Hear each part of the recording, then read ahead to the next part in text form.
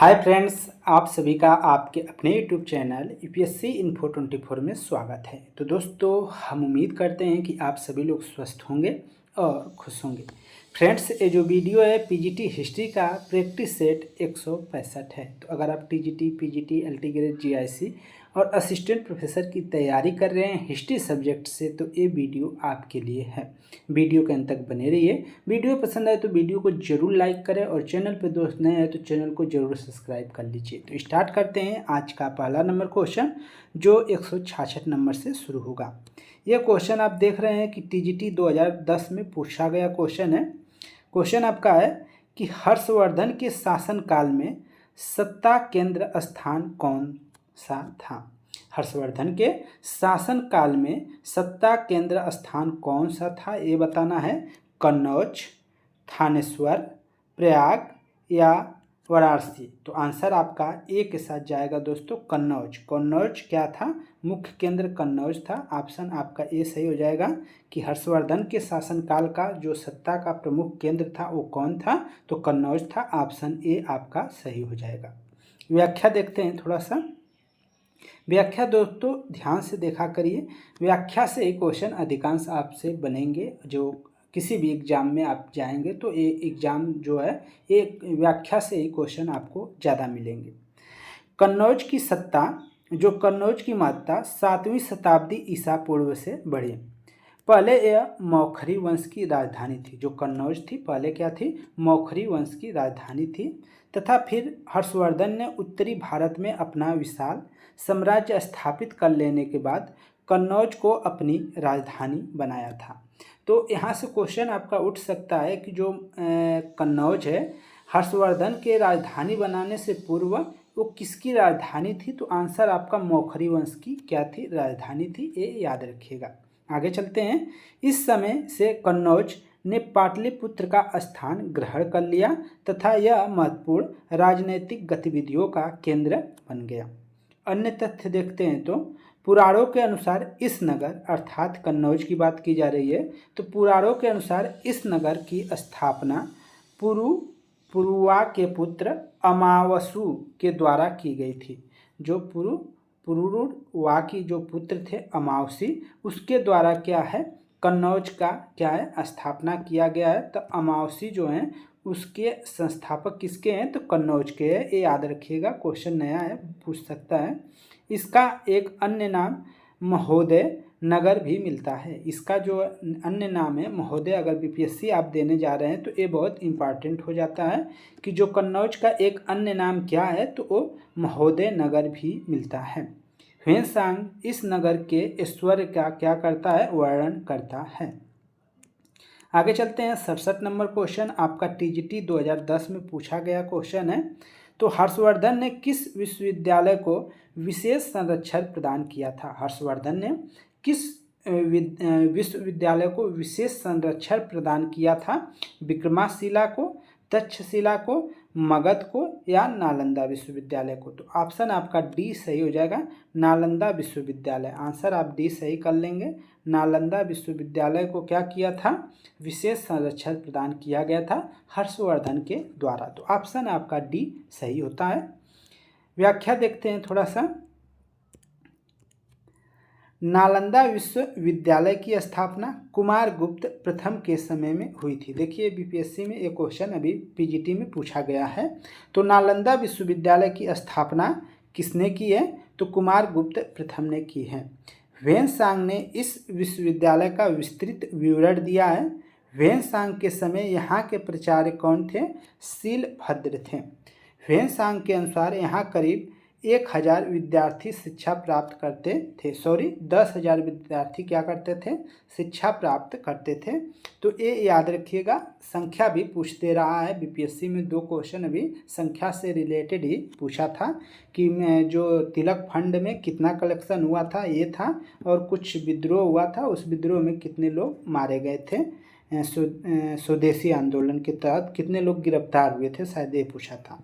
वैसे संख्या तो यहीं पे आप देख रहे हैं कि ह्वेनसांग के अनुसार जो है विद्यार्थियों की संख्या कितनी थी? तो 10,000 विद्यार्थी क्या करते थे? नालंदा विश्वविद्यालय में शिक्षा ग्रहण करते थे। यहाँ चिकित्सा शास्त्र की विशेष अनिवार्यता थी, मतलब यहाँ पे जो चिकित्सा शास्त्र था उसको पढ़ना आपको अनिवार्य था। यहाँ चिकित्सा शास्त्र की शिक्षा अनिवार्य थी।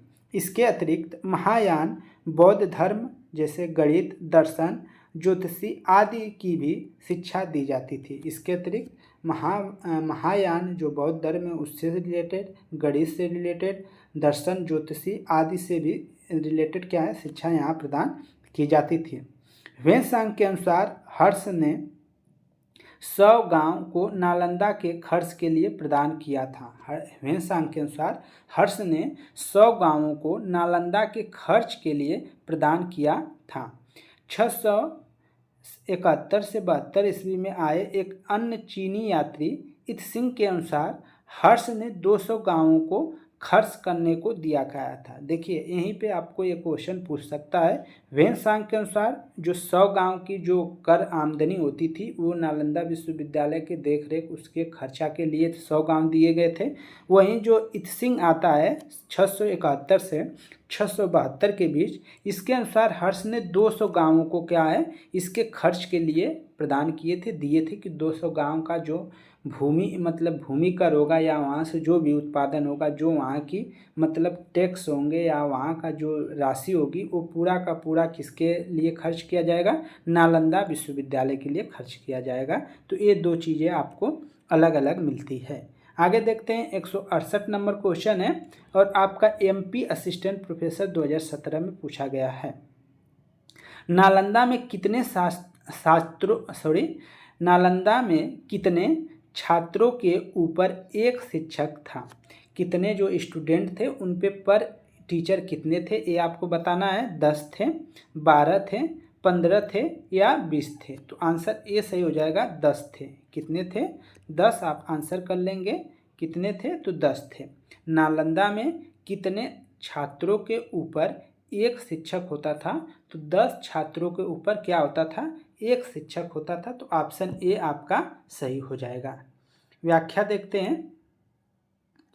इसमें आप देखेंगे तो बहुत से क्वेश्चन आपको मिलेंगे दोस्त। नालंदा विश्वविद्यालय में 10 छात्रों के ऊपर एक शिक्षक था।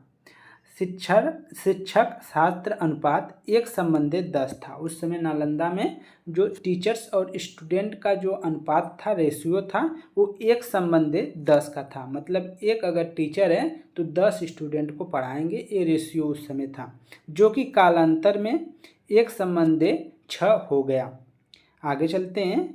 ह्वेनसांग के अनुसार यहाँ शिक्षकों की संख्या लगभग 1510 थी। ह्वेनसांग के अनुसार यहाँ जो शिक्षकों की संख्या बताई गई है वो 1510 बताई गई है। कितनी बताई गई है? बहुत इंपॉर्टेंट है, इसको आप नोट कर लीजिएगा कि जो यहाँ पे टीचर्स की संख्या थी वो कितनी थी, तो 1510 थी, इसको याद रखिएगा।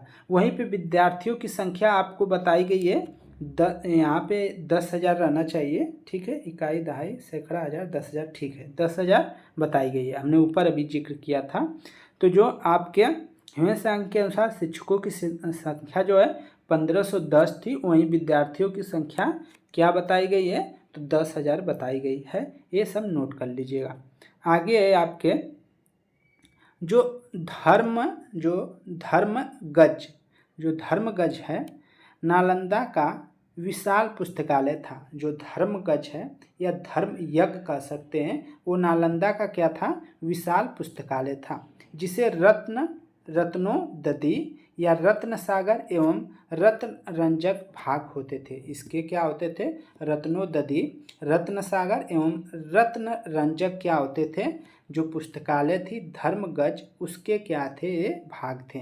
नालंदा महायान शिक्षा का केंद्र था। महायान का मतलब बौद्ध धर्म, 2 संप्रदायों में हीनयान और महायान।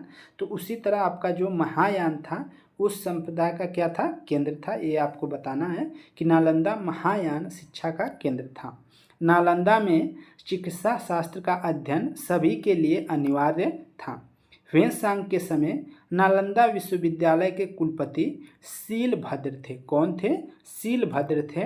ह्वेनसांग के समय नालंदा विश्वविद्यालय के कुलपति। ये क्वेश्चन कई बार पूछा गया है। आगे चलते हैं। 169 नंबर क्वेश्चन है आपका।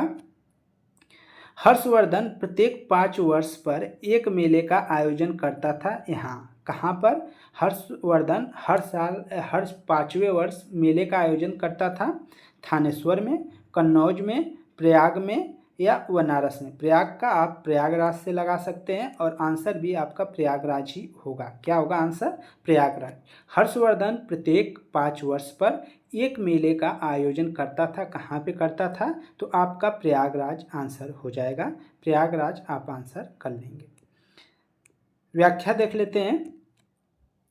अन्य धर्मों से महायान की उत्कृष्ट सिद्धि करने के लिए हर्ष ने कन्नौज में विभिन्न धर्मों एवं संप्रदायों के आचार्यों की एक विशाल सभा बुलवाई।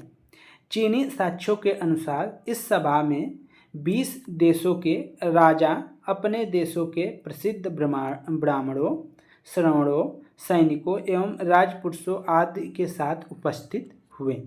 इसका जो सभा के अध्यक्ष थे वे थे ह्वेनसांग। यहाँ पे बहुत इंपॉर्टेंट तथ्य आ रही है कि अन्य धर्मों से महायान की उत्कृष्टता सिद्ध करने के लिए हर्ष ने कन्नौज में विभिन्न धर्मों एवं संप्रदायों के आचार्यों की एक विशाल सभा बुलाई। चीनी साक्ष्यों के अनुसार इस सभा में 20 देशों के क्या है राजा अपने जो ब्राह्मण थे उनके श्रवण जो थे, सैनिक थे या राजपुरुष होते थे, इन सब के साथ क्या हुए? उपस्थित हुए। इस सभा की अध्यक्षता ह्वेनसांग ने की थी। किसने की थी? ह्वेनसांग। और ये सभा हुई थी कन्नौज में। वहाँ पे 20 देशों के राजा सम्मिलित हुए थे अपने विद्वानों के साथ और इसकी अध्यक्षता ह्वेनसांग ने की थी। आगे चलते हैं। साथ ही हर्ष के प्रति 5वें वर्ष प्रयाग में संगम क्षेत्र में एक समारोह आयोजन किया जाता था। साथ ही हर्ष के समय प्रति वर्ष 5वें वर्ष क्या होता था? प्रयाग के संगम क्षेत्र में एक समारोह का आयोजन किया जाता था जिसे क्या बोला जाता? महामोक्ष परिषद कहा जाता था। जिसे क्या बोला जाता था? जो प्रयागराज में होता था उसको महामोक्ष परिषद बोला जाता था। ह्वेनसांग स्वयं छठे समारोह में उपस्थित था। इसमें 18 देशों के राजा क्या हुए थे? सम्मिलित हुए थे। तो इसको नोट कर लीजिएगा। 170 नंबर क्वेश्चन। ऊपर का व्याख्या आप अच्छे से सुने होंगे तो इसका आंसर दे सकते हैं कि महामोक्ष परिषद का मुख्य अतिथि कौन था? महामोक्ष परिषद का मुख्य तिथि या मुख्य अतिथि कौन था? Hiuen Tsang, Fahien, Megasthenes, Ibn Battuta. तो ऑप्शन क्या हो जाएगा? ह्वेनसांग सही हो जाएगा दोस्तों। ह्वेनसांग आप आंसर कर लेंगे। ह्वेनसांग आप क्या कर लेंगे? आंसर 170 का आपका आंसर जाएगा ए के साथ ह्वेनसांग। व्याख्या देख लीजिए। हर्ष के काल में प्रयाग में प्रति 5वें वर्ष महामोक्ष परिषद का आयोजन होता था। ह्वेनसांग छठे समारोह में शामिल हुआ। 75 दिनों तक चले इस समारोह में हर्ष ने क्रमशः बुद्ध, सूर्य एवं शिव की पूजा की थी। बहुत इंपॉर्टेंट है, इसको आप नोट करिएगा कि ये जो चला था महामोक्ष परिषद का आयोजन प्रयागराज में हर 5वें वर्ष पे किया जाता था और छठे जो समारोह हुआ था उसमें ह्वेनसांग ने सम्मिलित हुआ था और अध्यक्षता भी की थी। और 75वें दिन तक चलने वाले इस समारोह में हर्ष ने बुद्ध, सूर्य एवं शिव की पूजा की थी। ये क्वेश्चन पूछा जा सकता है। अन्य महत्वपूर्ण तथ्य देखते हैं तो महायान की उत्कृष्टता सिद्ध करने के लिए हर्ष ने कन्नौज में महासम्मेलन का आयोजन किया जिसका अध्यक्ष क्या हुआ? ह्वेनसांग था। 20 दिनों तक चले इस कार्यक्रम में 20 देशों के राजाओं ने क्या किया था? भाग दिया था। यहाँ पे जो कन्नौज में हुआ था वो 20 दिन चला था। 171 नंबर क्वेश्चन है आपका कि हर्ष को सकलो उत्तरापथेश्वर या सकलो उत्तरापथनाथ किस अभिलेख में कहा गया है? सकलो उत्तरापथेश्वर या सकलो उत्तरापथनाथ किस अभिलेख में हर्ष को संबोधित किया गया है? मगध अभिलेख में, चालुक्य अभिलेख में, वांसखेड़ा अभिलेख में या नालंदा मुहर लेख में? तो आंसर आपका बी सही हो जाएगा दोस्तों। आंसर क्या हो जाएगा? बी आपका सही हो जाएगा। चालुक्य अभिलेख में हर्ष को सकलो उत्तरापथेश्वर या सकलो उत्तरापथनाथ किस अभिलेख में कहा गया है? तो चालुक्य अभिलेख में कहा गया है। ऑप्शन बी आपका सही है। व्याख्या देखते हैं और ज़्यादा क्लियर होता है। तो हर्ष को सकलो उत्तरापथेश्वर या सकलो उत्तरापथनाथ चालुक्य लेख में कहा गया है। हर्ष पुलकेशिन द्वितीय, हर्ष तथा पुलकेशिन द्वितीय जो चालुक्य शासक था के बीच नर्मदा नदी के तट पर युद्ध हुआ था। किस नदी के तट पर युद्ध हुआ था? तो नर्मदा नदी के युद्ध हुआ था। नर्मदा नदी के तट पर युद्ध हुआ था। ये क्वेश्चन पूछा जा सकता है, जिसमें हर्ष क्या हुआ? पराजित हुआ। 13 कई कारक गजट अन्य महत्वपूर्ण, जैसे ये कुछ यहाँ अन्य महत्वपूर्ण तथ्य देखते हैं। हर्षचरित में हर्षवर्धन को सभी देवताओं का सम्मिलित अवतार कहा गया। हर्षचरित में हर्षवर्धन को सभी देवताओं का क्या कहा गया है? सम्मिलित अवतार कहा गया है। हर्षवर्धन की एक उपाधि शिलादित्य भी थी। हर्षवर्धन की एक उपाधि क्या थी? शिलादित्य भी थी। इसको नोट कर लीजिएगा। आगे चलते हैं। पीजीटी में पूछा गया क्वेश्चन है, ह्वेनसांग ने जब नालंदा विश्वविद्यालय में अध्ययन किया उस समय वहाँ का कुलपति थे। कौन थे? चंद्रपाल थे, शीलभद्र थे, गुणमती थे या ज्ञानचंद्र थे? इसका आंसर आपको मालूम होगा। बी आंसर हो जाएगा, शीलभद्र थे। ह्वेनसांग ने जब नालंदा विश्वविद्यालय में अध्ययन किया उस समय वहाँ कुलपति थे शीलभद्र। ऑप्शन बी आपका सही हो जाएगा, शीलभद्र थे। व्याख्या देख लेते हैं। नालंदा विश्वविद्यालय बौद्ध धर्म की शिक्षा का प्रमुख केंद्र था। चीनी पर्यटक ह्वेनसांग ने स्वयं नालंदा विश्वविद्यालय में शिक्षा ग्रहण की थी। ह्वेनसांग के समय नालंदा विश्वविद्यालय के कुलपति शीलभद्र थे। ह्वेनसांग शीलभद्र के चरित्र तथा विद्वत्ता की काफ़ी प्रशंसा करते हैं। वे सभी विषयों के प्रकांड विद्वान थे। आगे चलते हैं। 173 नंबर क्वेश्चन है, आसान क्वेश्चन है। हर्ष के काल में भारत की यात्रा किसने की थी? तो किसने की थी? तो ह्वेनसांग हो जाएगा। हमने ऊपर अभी इसकी व्याख्या कर ली है तो इस पर टाइम नहीं देते हैं। ह्वेनसांग आपका आंसर ए सही हो जाएगा। व्याख्या देखते हैं। हर्षवर्धन के समय की सर्वप्रमुख घटना चीनी यात्री ह्वेनसांग के भारत आगमन की है। उसकी उत्कृष्ट अभिलाषा महात्मा बुद्ध के चरण चिन्हों द्वारा पवित्र किए गए स्थानों को देखने एवं पवित्र बौद्ध ग्रंथों का अध्ययन करने की थी, जो उन दिनों भारत में सुलभ थे। इस उद्देश्य की पूर्ति हेतु उसने तांग शासकों की राजधानी चंगन से भारतवर्ष के लिए 629 ईस्वी में प्रस्थान किया था। अपनी भारत यात्रा के ऊपर उसने एक ग्रंथ लिखा जिसे सीयूकी कहा जाता है। आगे चलते हैं। 74 नंबर क्वेश्चन है, टीजीटी में पूछा गया क्वेश्चन है, ह्वेनसांग भारत यात्रा का क्या उद्देश्य था? ह्वेनसांग का भारत यात्रा का क्या उद्देश्य था? हमने ऊपर बताया था। बुद्ध से सभी जो था बुद्ध से संबंधित सभी स्थलों को जानना। ऑप्शन आपका क्या हो जाएगा? बी सही हो जाएगा। हमने ऊपर व्याख्या को देखा था, एक बार दोबारा व्याख्या देख लेते हैं।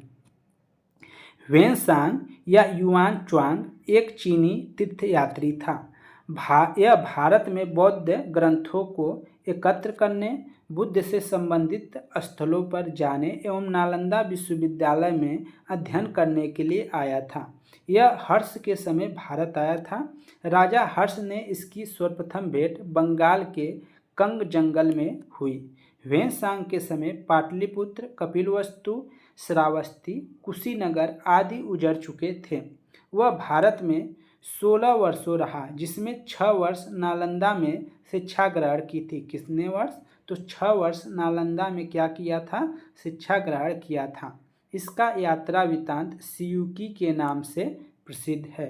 इसने 38 देशों का वर्णन है। इसमें 38 देशों का क्या है? सीयूकी में वर्णन है। ह्वेनसांग की जीवनी व्हिली मित्र ने लिखी है। इसको तीर्थयात्रियों का राजकुमार कहा जाता है। यह मध्य एशिया के सिल्क मार्ग से भारत आया और इसी मार्ग से वापस चला गया। ये याद रखिएगा, सिल्क मार्ग याद रखिएगा। हर्षवर्धन पराजित हुआ था, किससे हुआ था? अभी ऊपर देखे थे हम। हर्षवर्धन पराजित हुआ था, किससे हुआ था? तो आपका पुलकेशिन हो जाएगा। पुलकेशिन से ऑप्शन सी आपका सही हो जाएगा। सी आंसर सही कर लेंगे। व्याख्या देख लेते हैं। हर्ष की विजयों के फलस्वरूप उसके राज्य की पश्चिमी सीमा नर्मदा नदी तक पहुंच गए। इधर पुलकेशिन द्वितीय ने भी उत्तर की ओर राज्य विस्तार करना चाहता था। ऐसी स्थिति में दोनों के बीच युद्ध असंभावी हो गया। फलतः नर्मदा नदी के तट पर दोनों के बीच क्या हुए? युद्ध हुए, जिसमें पुलकेशिन द्वितीय ने हर्षवर्धन को क्या कर दिया? पराजित कर दिया। पुलकेशिन द्वितीय की ऐहोल प्रशस्ति एवं ह्वेनसांग का विवरण इस युद्ध के साक्ष्य हैं। जो पुलकेशिन द्वितीय के ऐहोल प्रशस्ति हैं वो क्या है कि पुलकेशिन द्वितीय और हर्षवर्धन का युद्ध जो हुआ था, पुलकेशिन द्वितीय की मतलब ह्वेनसांग का विवरण और ऐहोल अभिलेख क्या है? इस युद्ध के साक्ष्य हैं, ये याद रखिएगा। तो फ्रेंड्स, ये थे आपके टोटल 10 क्वेश्चन और उनके व्याख्या। वीडियो अच्छी लगी हो तो वीडियो को लाइक करें और चैनल पे नए हैं तो चैनल को जरूर सब्सक्राइब करें। धन्यवाद साथियों, नमस्कार।